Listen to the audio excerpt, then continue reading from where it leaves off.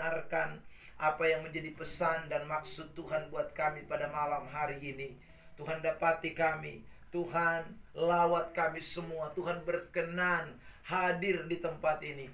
Dan biarlah Tuhan, segala kemuliaan hanya bagi Tuhan, segala sembah hanya bagi Tuhan. Terima kasih Tuhan Yesus. Hamba berdoa Tuhan, Engkau beri hikmat kepada kami semua. Curahkan urapan-Mu, bukakan rahasia firman-Mu, sehingga kami semua boleh diberkati dengan kebenaran-kebenaran ini. Terima kasih Tuhan. Di dalam nama Tuhan Yesus Kristus kami berdoa dan sambut firman Tuhan. Semua kita yang siap diberkati, bersama-sama dengan saya kita katakan amin. Amin. Baik, puji Tuhan. Shalom. Shalom. Mari kita buka Alkitab kita dari Injil Lukas pasal yang kedua, ayat yang ke-8 sampai dengan ayat yang ke-20. Injil Lukas pasal 2, ya, ayat yang ke-8 sampai dengan ayat yang ke-20. Saya mau mengajak kita semua untuk membacakan teks ini secara sahut bersahutan.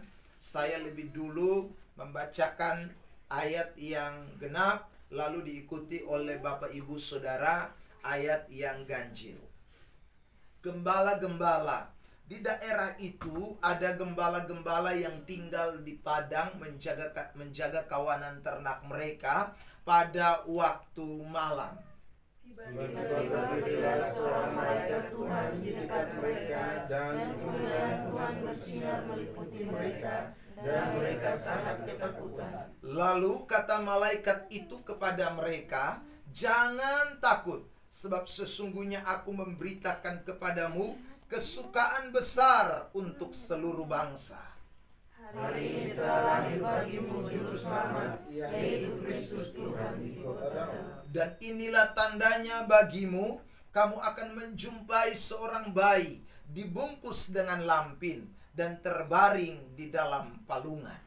Dan tiba-tiba tampaklah bersama-sama dengan malaikat itu sejumlah besar bala tentara surga yang memuji Allah, katanya, "Kemuliaan bagi Allah di tempat yang maha tinggi, dan damai sejahtera di bumi di antara manusia yang berkenan kepadanya."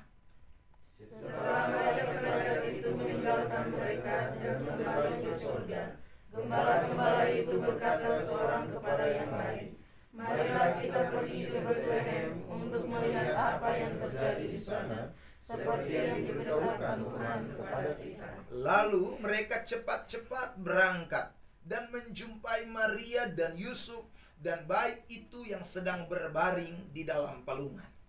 Dan ketika mereka melihatnya, mereka memberitahukan apa yang telah dikatakan kepada mereka tentang anak itu. Dan semua orang yang mendengarnya heran tentang apa yang dikatakan gembala-gembala itu kepada mereka. Tetapi Maria menyimpan segala perkara itu dalam hatinya dan merenungkannya. Maka kembalilah gembala-gembala itu sambil memuji dan memuliakan Allah, karena segala sesuatu yang mereka dengar dan mereka lihat, semuanya sesuai dengan apa yang telah dikatakan kepada mereka. Bapak Ibu Saudara yang terkasih di dalam Tuhan Yesus Kristus, saya percaya bahwa ayat-ayat ini kita baca di dalam bulan Desember ini ya sudah berulang-ulang kali ya, saudara yang terkasih di dalam Tuhan. Ya, dalam perayaan-perayaan Natal, bahkan mungkin khotbah-khotbah di gereja, ayat ini sering kali disampaikan. Nah, pada malam hari ini saya ingin menyoroti dari sisi saudara yang berbeda mungkin dari apa yang mungkin saudara pernah dengar dari khotbah-khotbah tentang seputaran ayat ini. Saya ingin menyoroti saudaraku dari hal-hal yang dialami oleh para gembala. Itu hal yang pertama yang saya mau soroti. Lalu kemudian yang kedua, bagaimana mereka meresponi ya saudaraku hal-hal yang mereka alami dari Tuhan itu.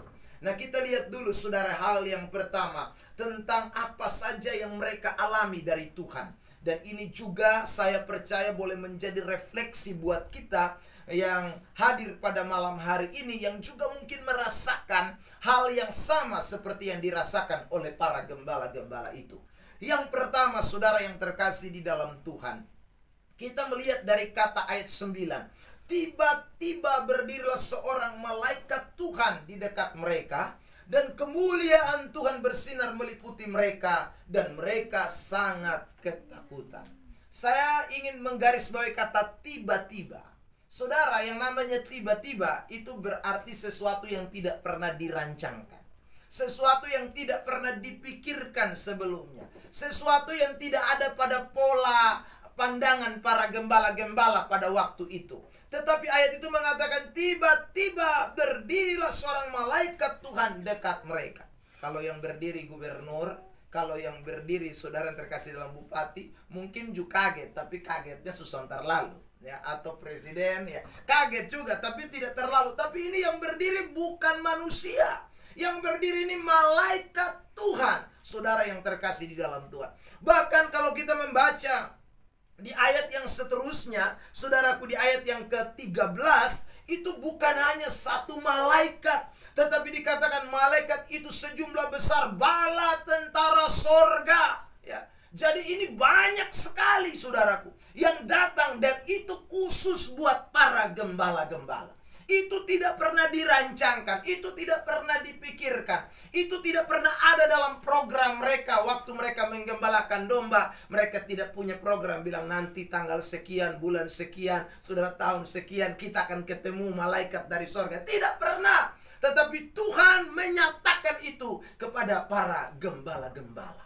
Saudara yang terkasih di dalam Tuhan Yesus Kristus, ini sesuatu yang luar biasa. Ini bukan hanya saja berkat, saudaraku, tetapi ini bagi saya adalah hal yang benar-benar spektakuler. Suatu pengalaman yang betul-betul mengesankan, suatu pengalaman yang betul-betul menakjubkan di dalam hidup mereka sebagai gembala-gembala. Saudara yang terkasih dalam Tuhan, ya saya menghayal, ya saudara. Kalau mungkin Herodes yang waktu itu datang, saya mungkin ya dong rasa senang karena dong gembala-gembala di padang. Lalu tiba-tiba Herodes datang kunjungi mereka. Atau Pilatus kah? Atau pemimpin daerah yang ada pada waktu itu siapa, saudara? Kaisar Agustinus kah? Saudara, tapi bukan. Tetapi yang datang ini adalah suatu keajaiban yang datang. Malaikat dari sorga bersama dengan para bala tentara sorgawi. Saudara yang terkasih dalam Tuhan, tadi sebelum kita mulai, kita mendengarkan ya cerita kesaksian. Ya. Kadangkala dalam hidup ini, saudara yang terkasih, Tuhan bisa melakukan hal-hal yang kita tidak pernah rancangkan, kita tidak pernah pikirkan, kita tidak pernah reka-reka, kita tidak pernah, saudara yang terkasih dalam Tuhan, mimpi-mimpi juga mungkin ya. Bahkan kadang-kadang program kita lain, tapi Tuhan bisa buat tiba-tiba hal-hal yang menakjubkan dalam hidup ini. Tuhan bisa buat hal yang tiba-tiba luar biasa, spektakuler, sampai kita terheran-heran. Saudara yang terkasih dalam Tuhan. Nah, itu yang tadi kita semua dengar kesaksian. Ya. Saudara, menurut target PU yang bantu, ya saudara. Tapi itulah kadang-kadang manusia ini omong habis bisa lupa. Ya tuh saudara. Tapi Tuhan bisa buat perkara yang kadang kita tidak pikirkan. Kita kadang kumpul uang 10 juta untuk kita itu repot setengah mati, saudara. Susah. Bahkan bisa bertahun-tahun baru kita bisa kumpul itu 10 juta. Tapi Tuhan bisa buat tiba-tiba. Ya. Amin, saudara. Wah, itu berarti sekali lagi itu bukan karena kita, tapi karena Tuhan. Seperti yang terjadi di gembala-gembala itu. Seperti saya juga alami di akhir tahun, saudara yang terkasih dalam Tuhan. Ya, saya saksi ini. Saudara yang terkasih dalam Tuhan, waktu saya pergi pelayanan, ya memang sering naik pesawat, tapi kali ini beda. Karena saudaraku naik pesawat yang dicarter, nah itu beda. Kalau charter mobil itu biasa, charter pesawat. Ya saudara yang terkasih dalam Tuhan, itu kalau bukan Tuhan, saya waktu sampai di bandara, saya cuma bilang, tiba-tiba, ya tiba-tiba saja. Ya saudara yang terkasih dalam Tuhan, itu hanya tiba-tiba. Saya masuk bingung karena tiket juga tidak ada. Ya tuh, saya saudaraku hanya kasih tunjuk barcode dari ya perusahaan mereka kirim datang. Saya kasih, oh, ini Pak, Wings Air. Oh ya, ini pesawat charteran Pak. Ya, masuk saja. Saudara terkasih dalam Tuhan. Ya. Jadi saya sudah tidak pakai check in lagi. Saya langsung menuju naik di atas, saudara terkasih dalam Tuhan. Orang lain ada check in setengah mati. Kita tidak check in, langsung naik. Ya sudah. Ya, saudara terkasih dalam Tuhan. Itu kalau terjadi sekali lagi itu hanya tiba-tiba. Siapa yang pernah program, siapa yang pernah rancang begitu? Saudara yang terkasih dalam Tuhan. Nah, itu sekali lagi hal-hal yang luar biasa yang Tuhan kerjakan dalam hidup kita. Sekali lagi, itu hari ini kita semua yang hadir ini, saudaraku, patut mengucap syukur. Sekali lagi, kenapa? Karena kita mengalami hal-hal yang menakjubkan sepanjang tahun 2024. Hal-hal yang satu ayat yang ke berapa ya? Sabar, kita lihat itu. Saudara yang terkasih dalam Tuhan, saya mau kita baca itu ayat ya dari kitab 1. Ada amin, saudara. Amin. Itulah luar biasanya Tuhan. Nah, saudara yang terkasih dalam Tuhan, saudara, karena itu pada malam hari ini sekali lagi, ya, kita patut mengucap syukur. Kenapa kita patut mengucap syukur? Karena ada banyak hal-hal menakjubkan tiba-tiba yang Tuhan buat di dalam hidup kita sekalian. Ada amin? Itu yang pertama, saudara yang terkasih dalam Tuhan. Yang kedua, kembali kepada Injil Lukas pasal yang kedua, saudara yang terkasih di dalam Tuhan. Saya lanjutkan ayat berikutnya. Di sana dikatakan, lalu kata malaikat itu kepada mereka, ayat 10, jangan takut, sebab sesungguhnya aku memberitakan kepadamu kesukaan besar untuk seluruh bangsa. Hari ini telah lahir bagimu juru selamat, yaitu Kristus Tuhan di kota Daud. Lalu ayat 12, dan inilah tandanya bagimu, kamu akan menjumpai seorang bayi dibungkus dengan lampin dan terbaring di dalam palungan. Saudara yang terkasih di dalam Tuhan Yesus Kristus, hal yang kedua yang ingin saya seberangkan buat kita sekalian adalah, saudaraku, kita melihat ada suatu perubahan kondisi, ya. Ada satu perubahan kondisi yang terjadi di gembala-gembala. Dikatakan tadi di ayat 10, mereka takut pada awalnya, tapi setelah itu dikatakan bahwa mereka mengalami kesukaan besar. Kenapa ada kesukaan besar? Hari ini dikatakan telah lahir bagimu. Saya tertarik dengan kata bagimu, ya saudara. Ini kata yang spesial, kata yang sangat khusus. Juru selamat, yaitu Kristus Tuhan di kota Daud. Saudara yang terkasih di dalam Tuhan, saya mau bilang begini kepada kita semua yang hadir pada kesempatan malam hari ini. Kita ini orang-orang yang spesial di mata Tuhan. Amen. Kenapa, saudaraku? Ya, karena kita ini adalah orang-orang yang Tuhan ubah kondisi hidup kita. Ya. Kita ini, saudaraku, orang-orang yang mengalami suatu kemurahan Tuhan. Kita ini akhirnya menjadi orang-orang yang namanya orang pilihan Allah. Itu, saudaraku yang terkasih dalam Tuhan, tidak gampang, itu tidak mudah. Ya. Tuhan memberikan sesuatu yang sangat luar biasa bagi kita. Ya. Saudara yang terkasih di dalam Tuhan Yesus Kristus, menjadi orang pilihan Allah, menjadi orang-orang yang ditentukan untuk selamat. Ya, bahasa teologianya namanya, kita ini mengalami yang namanya predestinasi. Kita ditentukan untuk selamat. Ini sesuatu yang luar biasa. Saudara yang terkasih dalam Tuhan, bukankah Tuhan bisa tentukan Pilatus, Tuhan bisa tentukan Herodes? Kenapa Tuhan tentukan gembala-gembala? Ya, saudara, kenapa gembala-gembala yang harus mengalami yang namanya keselamatan? Loh, gembala-gembala juga tidak pernah pikir. Gembala-gembala juga tidak pernah tahu kalau mereka adalah orang pilihan Allah. Tetapi saudaraku, waktu Yesus lahir, itu pernyataan tentang pilihan Allah itu dinyatakan kepada mereka, para gembala-gembala. Saudara, kita jadi Kristen ini bukan karena kita. Kadang-kadang kita pikir bahwa karena saya pun nenek, saya pun bayi. Bukan, saudara terkasih. Bisa jadi kita pun nenek, kita pun bayi Kristen, tapi kita bisa jadi tidak Kristen. Saudara terkasih dalam Tuhan. Ya, tapi sekali lagi Tuhan merancang semuanya. Tuhan yang menentukan, Tuhan yang memilih kita. Makanya ada ayat dalam kitab Yesaya mengatakan sebelum kita dikandung ibu, Tuhan sudah memilih kita. Saudara, Tuhan sudah menentukan kita. Ya, itu adalah pilihan Allah. Nah, karena itu kita bersyukur kita menjadi orang pilihan Allah. Sorry, dalam kacamata Tuhan ada orang yang tidak dipilih. 10 orang datang melamar. Saudara yang terkasih dalam Tuhan, kan hak-hak saya. Saya mau pilih 5, mau pilih 3, mau pilih 2. Yang lain saya tidak pilih, itu hak saya. Lalu yang tidak dipilih tidak bisa bilang, kau tidak adil. Tidak bisa. Kok saya pun perusahaan. Saya mau suka-suka, pilih siapa, saya mau pakai siapa. Nah Tuhan juga begitu. Saudara terkasih dalam Tuhan. Dia mau pilih siapa, itu dia hak.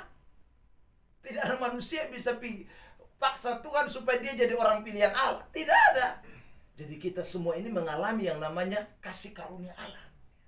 Makanya setiap kali momen Natal, saudara terkasih dalam Tuhan, itu momen di mana kita mengucap syukur kepada Tuhan. Kenapa? Saya yang hina dina. Saya yang seharusnya mungkin tidak tahu jadi apa, tapi Tuhan pilih saya menjadi orang pilihan Allah. Ada amin, saudara? Itu kita ucap syukur. Kita merasa bersyukur, saudara terkasih. Tadi saya nonton satu video. Ada orang yang mualaf pas tanggal 25 Desember. Itu berarti dia bukan orang pilihan Allah. Ya. Dia lahir besar di Kristen, saudara terkasih dalam Tuhan. Tinggalnya di kota Kristen, lahir orang Ambon, tinggal di Kupang. Ya, saudara, besar di Kupang. Ini kan kota Kristen semua. Saudara, nanti dia sudah jadi lawyer, baru dia mulai datang keliling-keliling, saudara terkasih dalam Tuhan. Dan akhirnya tanggal 25 Desember, malam 25 Desember, dia menyatakan diri untuk menjadi mualaf. Tinggalkan Kristen.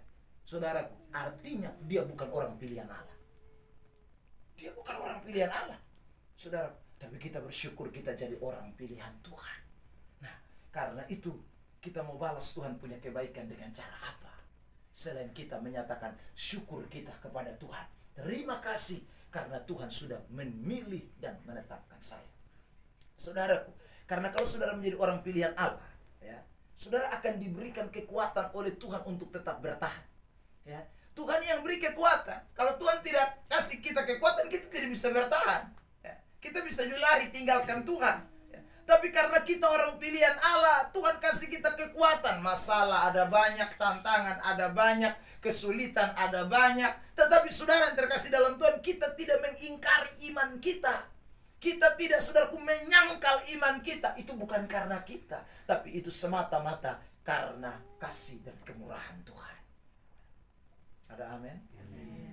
Makanya saya selalu bilang begini, di sorga nanti tidak ada orang sombong, saudara terkasih dalam Tuhan. Ya, kalau bukan karena kemurahan Tuhan, kita di sorga nanti bisa baterek satu dengan yang lain. Ya, toh?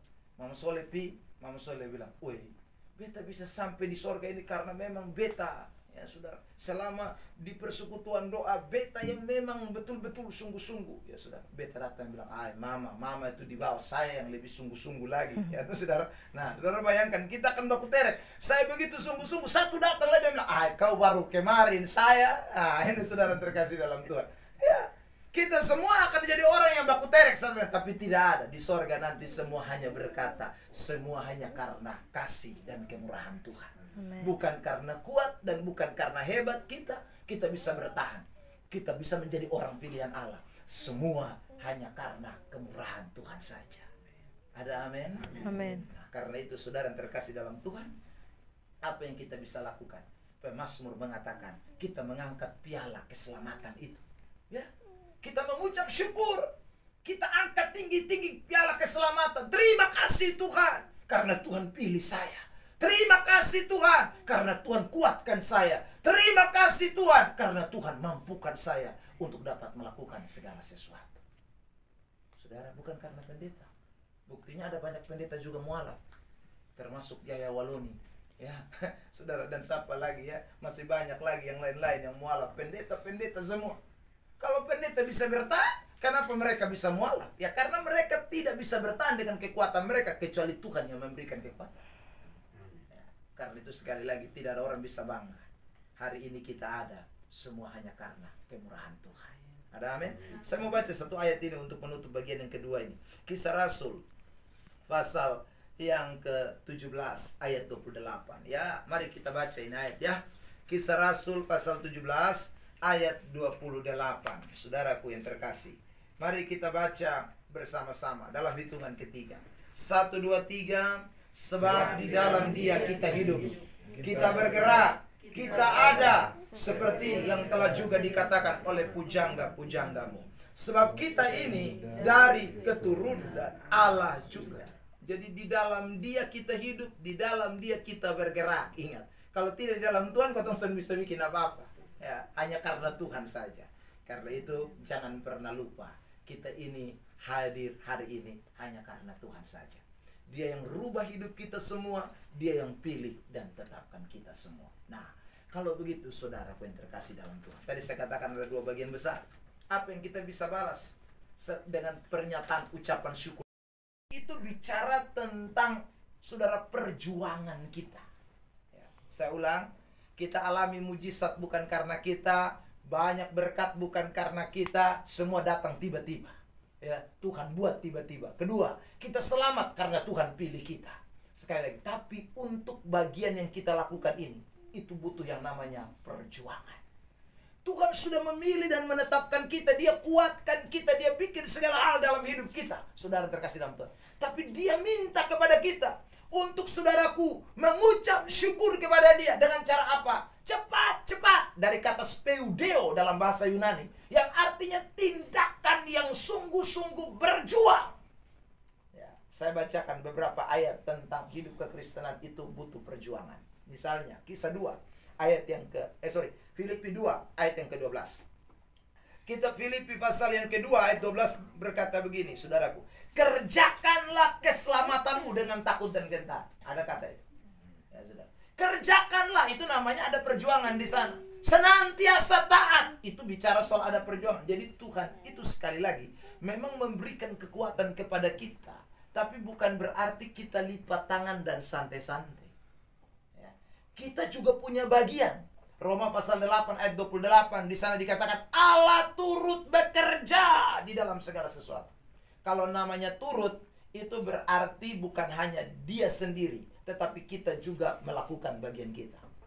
Saya selalu bilang begini saudaraku, Tuhan melakukan bagian yang tidak bisa kita lakukan, tapi kita melakukan bagian yang bisa kita lakukan. Ya. Jadi kalau kita bisa lakukan, kita lakukan, saudaraku. Nah, Tuhan akan melakukan bagian yang tidak bisa kita lakukan. Tadi saudara sudah memberikan kesaksian bukan? Saudara bisa kasih 500.000. Ya toh? Saudara bisa kasih 2 juta. Tapi selebihnya dari mana? Ya, artinya kita punya kemampuan terbatas, tapi Tuhan tidak pernah membiarkan kita sendiri melakukan sesuatu. Karena itu saudaraku, orang Kristen yang sungguh-sungguh mengerti akan kebaikan Tuhan, akan kemurahan Tuhan, dia akan melakukan bagian dia dengan sungguh-sungguh. Akan melakukan mereka tidak lalu bilang, kami tidak bisa pergi. Mereka berjuang, mereka berusaha, speideo. Ya saudaraku, untuk pergi ke Bethlehem. Nah, hari ini sekali lagi, kita semua yang tahu mengucap syukur, kita ini tidak tinggal diam. Kita mempunyai bagian yang harus kita kerjakan. Ya, sebagai orang-orang percaya, ada banyak orang percaya yang terlalu banyak lipat tangan. Saudaraku, tidak mau ambil bagian di dalam pekerjaan Tuhan. Tidak mau memberi diri dalam pekerjaan Tuhan. Itu saya sebut orang Kristen yang tidak pernah merasakan kebaikan Tuhan. Kalau orang merasakan kebaikan Tuhan, dia seharusnya seperti tadi itu ayat 16, cepat-cepat. Dia pasti akan berjuang. Dia akan berpikir bagaimana rupa supaya bisa untuk melakukan sesuatu bagi pekerjaan Tuhan. Semangat ini tidak boleh hilang dari hidup kekristenan kita. Saudara, ya, semangat yang saudara sudah lakukan di tahun 2024 yang tadi kita sudah dengar ceritanya, itu tidak boleh kita hilangkan dari hidup kita. Saudara, terus melakukan bagian yang kita bisa lakukan. Selagi Tuhan percayakan untuk kita bisa lakukan, lakukan dengan sepenuh hati. Amin. Saya pernah, mungkin saudara dengar ilustrasi yang saya sampaikan ini. Ya saudara, ada orang piara babi, ya, 10 ekor. Dia datang kepada pendeta dan dia berkata begini, Pak Pendeta, seandainya saya punya tanah 5 hektar, ya, saya akan bikin tanam sawah banyak-banyak, padi hasilkan banyak-banyak, dan waktu panen 2,5 hektar saya kasih bagi pekerjaan Tuhan, 2,5 hektar saya makan bersama keluarga. Tapi Pak Pendeta, saya mesti jujur, tanah saya hanya 5 kali 10, dan itu hanya pas bangun rumah saja. Jadi yang tadi saya omong itu cuma seandainya. Dan saudara terkasih dalam Tuhan, ya, seandainya saja. Lalu bilang begini lagi sama Pak Pendeta, seandainya, saya ada pikir-pikir Pak Pendeta, seandainya Tuhan kasih saya mobil, tidak usah banyak, 2 saja. Ya, Pak Pendeta, jangan sibuk-sibuk repot-repot, tiap minggu cuma umumkan di gereja saja. Biar saya yang antar jemput jemaat yang tidak punya kendaraan, saya yang akan antar. Tapi Pak Pendeta, saya jujur, sampai hari ini kami hanya naik Revo, itu juga hanya satu sah. Jadi seandainya saja dia punya mobil 2, saudara, tapi dia tidak punya. Jadi dia bilang itu hanya seandainya. Tapi Pak Pendeta ini tahu bahwa dia punya babi 10 ekor. Maka Pak Pendeta bilang gini, kalau begitu seandainya, ya, kalau kamu punya babi 10 ekor, ya, kamu jual 10 ekor, kira-kira mau tidak 5 kasih untuk Tuhan? Bilang, Pak Pendeta, itu bukan seandainya, itu sungguh-sungguh beta punya ada 10 ekor. Nah Pak, itu kalau itu agak berat ya Pak, 10 ekor soalnya ada. Nah ada banyak orang Kristen, sekali lagi ya saudaraku, dia tidak mengerti akan kebaikan Tuhan, ya saudaraku, sehingga dia tidak mau melakukan sesuatu bagi pekerjaan Tuhan. Itu butuh perjuangan. Keselamatan itu harus dikerjakan dengan takut dan gentar.